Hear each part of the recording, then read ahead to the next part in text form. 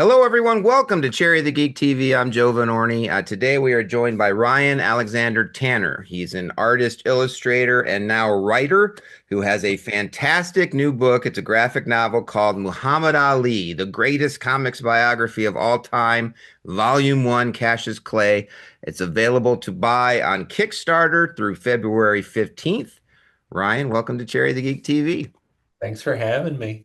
So before we start, we want to talk about the book. We want to talk about the Kickstarter, but just give people a sense of who you are. What's your background? What did you do before this book that led you up to this point? Yeah, well, I've been making comics since I was a little kid. I've been obsessed with comics forever and done illustration work, comics work, mostly nonfiction. So I did a teacher's ed book called To Teach the Journey in Comics that's done really well in like grad school programs, like people who are training to be teachers, read it as part of their coursework. I started at the newspaper here in Portland, Oregon, the Willamette Week. And when I was in college in like 2004 or 5, I started doing interviews with bands and stuff in the music section. That was my first kind of published work. I got a Xeric grant in 2007, one of those guys. I'm probably best known for I drew the logo for Dave's Killer Bread. So that's I think the like, yeah, that one, that. And then I did a lot of work about reproductive health with Dr. Jessica Zucker. We did stuff for the New York Times and the Washington Post and BuzzFeed. We had stuff all over. We did that for a number of years, mostly about miscarriage, but various aspects of reproductive health and wellness. Doing stuff now with another doctor, Dr. Leslie King, about environmental justice. So, like the intersection of racial justice and environmental work. We're doing some stuff about the Kellogg Dam right now.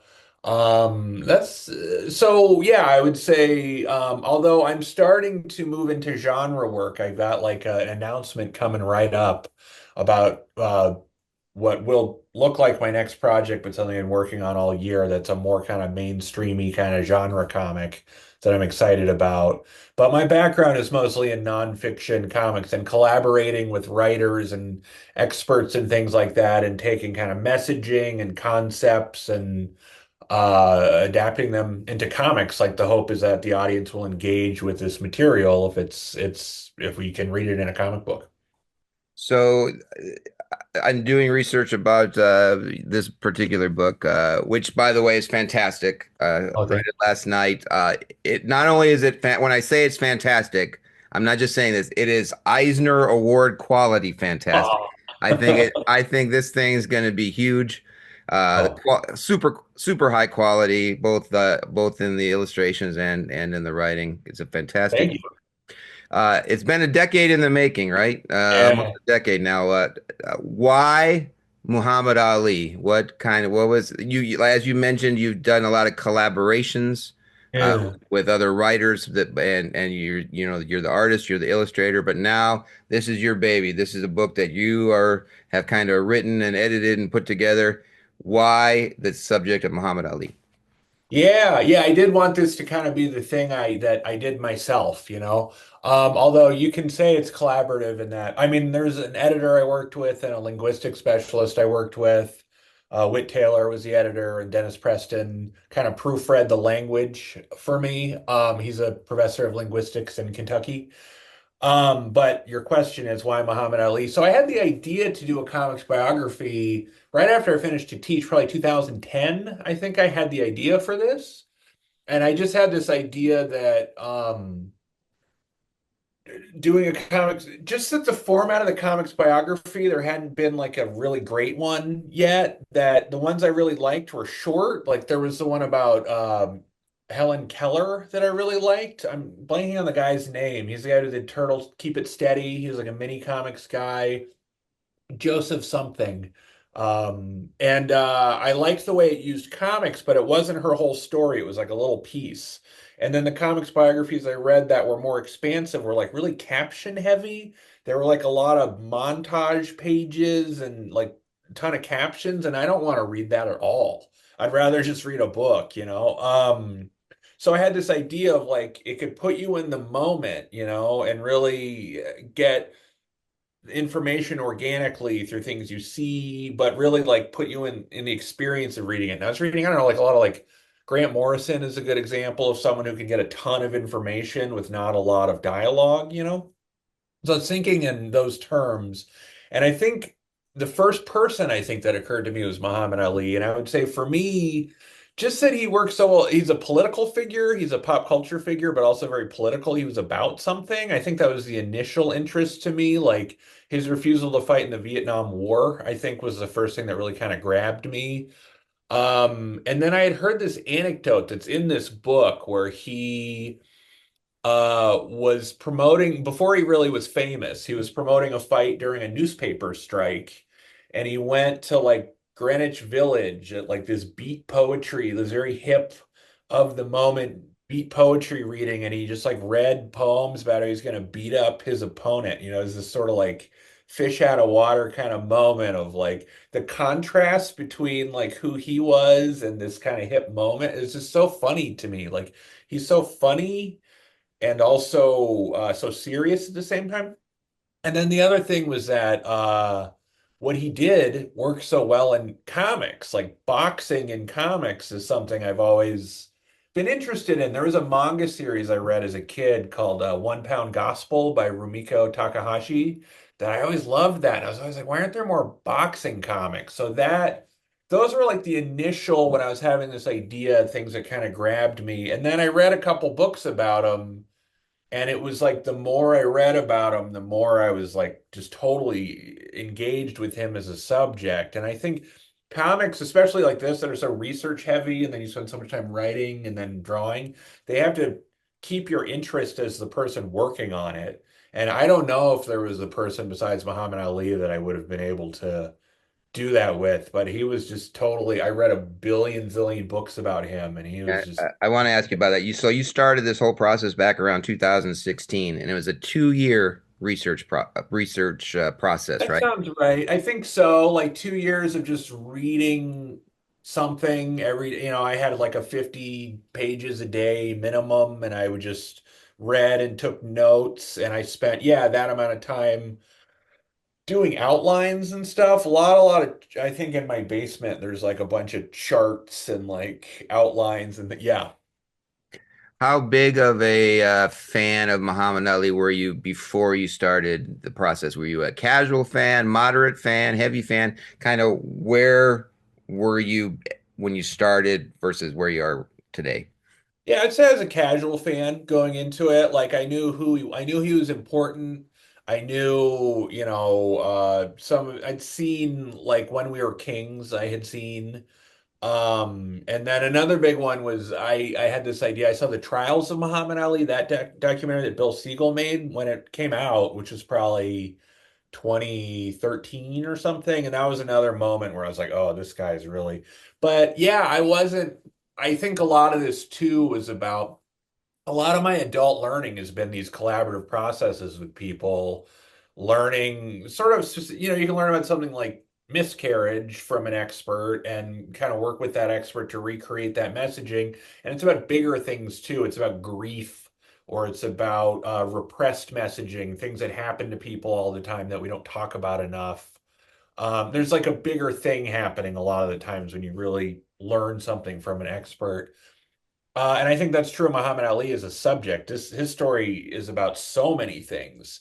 And so, yeah, but I wasn't anywhere near a fanatic, this is sort of like I went in very open, and I think that was part of what was appealing to me was that I'm just curious about this person. I don't really have an agenda or I didn't know what it was going to look like. I just was very open to learning about this subject and that shaped the narrative. I learned that right away when I worked at the newspaper, when I started interviewing musicians.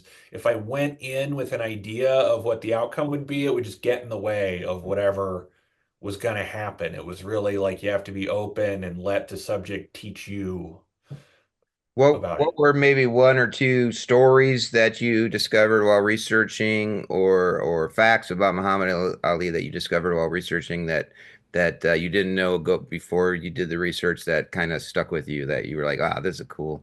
That's a cool story. Yeah, I mean, there's a ton. I didn't know even, which became a really big piece of it, but I didn't know that he had a relationship with Malcolm X. And his relationship with Malcolm X is a big deal. It was a big deal for both of them. Like both of them at this sort of really crucial moment of, I mean, it ended up being the end of Malcolm X's life, that they got to know each other. And it was really when, he was Cassius Clay then, Muhammad Ali, but it was really when he was kind of becoming this figure that we know him to be. So they had a big impact on each other, and the way their relationship panned out, I think, was really pivotal for both of them. And so that was fascinating. I kind of couldn't believe it when I learned that.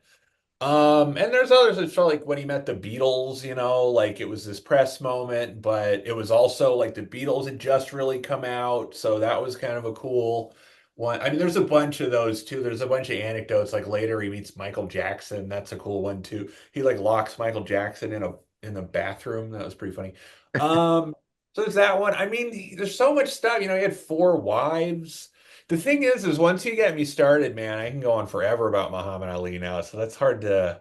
Oh, I'll give you one more. That he had a really weird style, which I didn't really know much about boxing before this either, so I can't like watch a match and know that. But he was constantly instructed to not box the way that he boxed. Like he had a really weird style of boxing in that he was so fast that he could do things you would be advised not to do. Like he would dodge punches, he would lean back, which you're not supposed to do, but people can't move their bodies that fast, is why you're not supposed to do it. And that he wasn't a heavy hitter, he was more like he was fast, and the way that that changed over time too, because he couldn't fight for a couple of years, and then when he came back, he wasn't as fast, but he turned into sort of like a tactical boxer. So a lot of things about the technique and the physicality of what he did, I was really interested in. So you've done all this research, you get all this information. The next step is writing a script, right? Putting it together, editing it as you're going along, putting stuff in, taking stuff out. How long did that process take, and how did you determine what to leave in and what to take out? Yeah, it took at least no, I don't have a sense of time anymore. I think yeah, 2015 was when I was like, okay, I'm doing this. That sounds right, within a year. And then yeah, a couple years of just researching and making charts. And then I wrote it like three times or something before I got an editor and submitted a script to her. Um, so I don't know. Like I said, charts. I mean, I always have had this process of like, what do we want the audience to know and what's crucial, and then kind of outlining each chapter, how long is it going to be, and like what's being accomplished on each page. Like creating bullet points has really been my method. And then, once you know what you want to say, you can kind of say it any way you want. And then, this book, the script came in at like 400 pages, and it would have been easier to write a 1,000-page book than a 400-page book.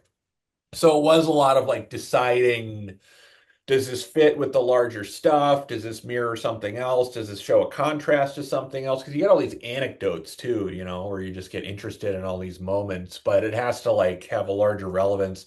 So a lot of that was just like creating lists. So a ton of stuff didn't make it, or there's a lot of stuff too that just is too long to give context to. So you have to just go, it's not important enough, the amount of space. Like I know Bernadine Dorn, who is in the Weather Underground, she was one of the only people that like gave me a story that happened to her, whether it's the time she met Muhammad Ali, which is when she was in, I think, Chicago, in the early 60s, and there were all these evictions happening, and there was like this movement to oppose evictions, and people would, get all their stuff taken out of their homes, and people would put it back in. And Bernie Dorn was standing outside one of those buildings, and she just hears someone go, "Hold this, lady," and she looks, and it's Muhammad Ali, and he hands her his jacket. So she just holds it, and then he just starts putting the stuff back in. But to contextualize what was happening, the evictions and the time, and like it wasn't clear if he just was walking by, or it just there was no way to get that in there. It was just like take pages and pages, and it's not other than the general idea that he was like politically active and he wanted to help people out. It's not telling you anything you don't know. It's just like, oh, it's a cool story I heard, you know. So the final draft you put together is 400 pages. You Mhm. decided to split the book into two parts. This first book Mhm. that we're talking about right now, volume one's all about the time from when he was a child, 10 years old, to during his Cassius Clay era. Mhm. And then volume two is going to be Muhammad Ali when he becomes Muhammad Ali till the time of his death. Why did you decide to split it into two parts? Yeah, I mean that might have not been a great decision, but I'll tell you, I'll just be real honest, which is that when I really went deep on this book, I was like a single guy and I had an apartment and I had low overhead and I was gonna like go out of the country and live real cheap and work on the, so I was gonna just put it out. I was just gonna get it done and then worry about, how to get it out. But then I got married and had a kid, two kids, and I have a house and stuff. So it just became this kind of albatross a little bit, this project. But I had the idea always that you could split it there. And then in trying to get it published, turns out people don't want two books, they want one big book. So if I can finish the whole thing, I have some options about how to get it out.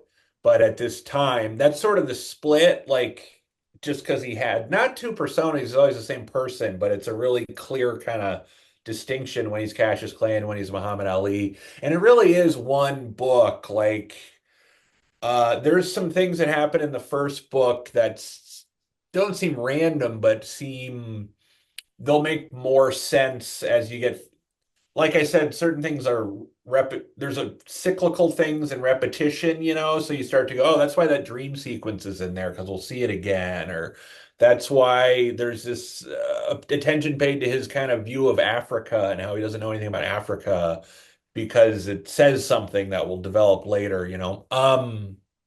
So it was really it was supposed to be a practical decision I'd get the first book out and then, it would help get the second book out, but it really turned out that uh I need to figure out how to get the whole thing done to get it out. So that's what this Kickstarter is like hopefully it does well enough that it can help get the whole thing done. One of the cool things you do, the book's divided into different chapters, and at the end of each chapter, you have a page or two of uh, notes saying this is where this part of this page is based off of this true story or this event, or this page what happened, but it didn't happen in this particular moment, but we put it here because of this reason. I talk about that choice to put these notes and I think it's cool. But talk about why you did it. Yeah, I think when I collect it, I'll put them all together in the back rather than between the chapters like I've done so far. I mean, I think to me, I felt almost obligated to do that because the initial thing was I wanted to make a comics biography that was as informative as a traditional written biography. And then the way comics works, that I chose to do it in a more in the moment narrative style. You have to dramatize things, it's like a film, a what are those called? A biopic in a lot of ways. And those aren't usually very accurate. And I wanted to be really accurate, but you have to assume things, or sometimes you composite things. And so I just wanted to be really clear with the audience about how true everything was. When were liberties taken, or also, as you get further and further, there's more and more stuff that's like an eyewitness account. So the further it goes, because he had reporters and people around all the time. So there's some like really crazy personal stuff that is, quote unquote, completely true. So just that, like I had the idea that a kid in middle school could read this book and give a really good report on Muhammad Ali, like as a singular source, this comic book would do that. And I didn't want that kid to have misinformation. I didn't want them to say that he said something that I had written or that something happened slightly out of order because I did that for narrative purposes or something like that. I think Chester Brown, I'm a big fan of, his Louis Riel has that too, has kind of notes in the back about creative decisions or sources. And I would like to also, in like a very final form of this, do like further citing, like really say, oh, this is a quote from this, or cite sources more specifically, because it's all coming from somewhere. There's nothing in this book that isn't based on research. Well, I think you've done a wonderful job of as you say, m making it a comprehensive story where you feel like you're getting a full, not like you're reading a written biography in comics form. Like you captured like all the moments accurately, I think, and comprehensively. So that's Thank really you. cool. I Uh, had a moment like at the end of the research, sorry to cut you off, but I got to sit down with Jonathan Eig, who's like the most recent author who wrote like a big, huge, comprehensive biography. He's been a real like friend to this book. Like he's been really shockingly generous with me, like just in talking with me and supporting this project. And I got to sit down and talk with him probably 4 or 5 years ago, and I could keep up with him. Like we like we were comparing notes, and I was like, oh yeah, like I know what this guy does. I've done a comparable amount of research to this guy. That was like a thing where I was like, okay, I'm ready to get this thing done. So 10 years of your life of you spent on this. There's still many probably years ahead of you here for this volume two. What's been the most difficult thing about putting this book together, and what would you say is the easiest thing? Hmm. Ooh. I mean, the craft of it's really hard, like that it's all real people and real places. It mostly takes place before I was born. So that, if someone uses a phone or drives a car, like I got to look up what it looks like. And that's intense, and it's all real people. So that was kind of what made me think I could do it in the first place, was that I have a lot of experience with portraiture and with making comics out of real people and real events, but it gets intense when there's like 6 people in a room for 2 pages talking and they're all real and you gotta like reference that's it's intense, man. That's really challenging. So that and then the easiest thing I think was just the staying interested in the material, like there was just the enthusiasm is real, and I hope it comes across in the work that I was really engaged with the material. I was excited to share what I had learned with an audience. So in that sense, that part was easy. Well, let's talk about the Kickstarter. People can go on Kickstarter. We have the link. If you're watching this on YouTube, you can see the link here at the bottom with the information. We'll also have the link in all of our socials.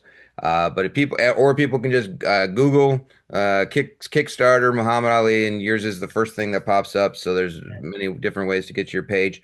Talk about your Kickstarter. What are some of the things that people can buy, and for how much if they Oh, want sure. the book? Happy to do it. Yeah. So you can get a digital copy for only $10. And I thought that that would be the main thing, but not many people are going for that at all, actually. Pardon me. We're fighting some illness here. I'm just coming up a little bit. And then I think the book's only $20, right? Which is crazy. It should cost more than that. And then, shipping and handling. And then I think I'll sign it for another $10. And then I'll do a sketch for 10 more dollars. So I think that's $40, right? Is a sketch signed. And then you can have a page of original art for $200. And that comes with I think print and digital copies. And then I'm going to probably by the time this comes out, I'm going to do like a retailer special and then like a classroom special too. I always wanted this book to be in classrooms. So like just, buy 3 copies at a discounted rate. And I'm going to do that probably tomorrow. This is Sunday night, the 26th. So, and start contacting retailers and educators about that. And I think that's it, right? That's all the stuff. Yep. And so your initial goal for this book's $5,000. As we're recording this on Sunday night, the 26th. You're almost there. You're just over $4,500. Yeah. But you want to go above and beyond that, right? There's a stretch goal. You want to certainly get more than the 5,000. Talk to people about why that's important. Why is it important not just to hit that 5,000 goal, but to exceed it and go far beyond that? Yeah, because the 5,000 is just a break even. It's like I can print the book and send it so it exists, basically, is what the 5,000 does. And I'll have some extra copies to take to conventions or something, but it doesn't get us anywhere. And then I think for a couple $1,000 more, which, a thing to know too is like if it gets $2,000 more, that doesn't mean I have $2,000 more in my pocket. It's like, it's a lot of ways it gets divided up. But I would like to like do a new cover and like I said, redo the back notes. And I wanted to illustrate like a foreword and an afterword, which I can't do for no money. So I'd like to pay for just a little sprucing up. And then the stretchiest stretch goal is to really get going on the second volume and the second volume I think is when a lot of the stuff that people think about when they think about Muhammad Ali happens. Refuses to fight in the Vietnam War and he gets his title taken away and he has a big comeback and a lot of political action and he gets married 4 times. So um, that, and I don't know what the number is exactly, but that's the loftier goal. And part of this too is like gauging the audience and going like, do you want me to get this thing done, this whole thing? Because I'm sort of, I guess you'd call me like more of an indie comics guy, and it's not the most lucrative field. So, like I said, a few people will put this book out, but they're not going to give me any kind of money that can get the work done. So my hope is that I get some seed money and also, like I said, just gauging the audience interest. Like if it's like, okay, a lot of people want this, that's helpful too. Well, I can't say enough good things about the book. The art and the illustrations are fantastic. As I said earlier, the story's fantastic. People buy this book. Go on the Kickstarter page, get a digital copy, get the print copy, get the autographed copy, get some artwork, and then we can get the volume 2 because we wanted to see this complete story told. He's put 10 years of his life into this, people. Come on, let's Oh let's my let's God. get him across the finish line. The book is called Muhammad Ali, the greatest comics biography of all time, Volume 1, Cassius Clay. This is Ryan Alexander Tanner. Ryan, thanks so much for chatting with us today on Cherry the Geek TV. Thanks so much for having me. Busting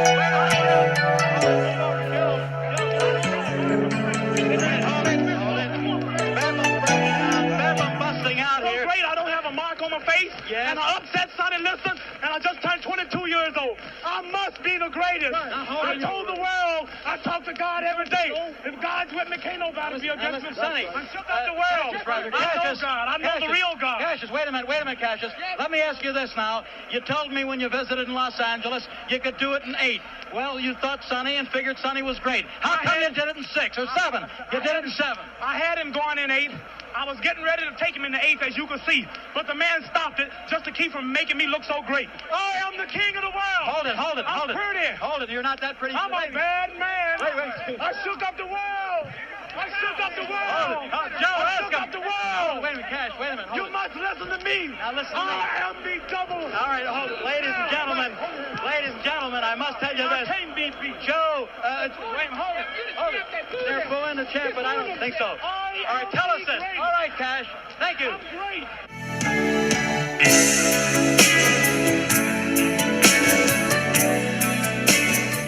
I always wondered when I went to church on Sunday, and I always asked my mother, I said, Mother, how come is everything white? I said, why is Jesus white with blonde hair and blue eyes? Why is the Lord's Supper all white men? Angels are white, Pope and Mary and even the angels. I said, Mother, when we die, do we go to heaven? She said, naturally we go to heaven.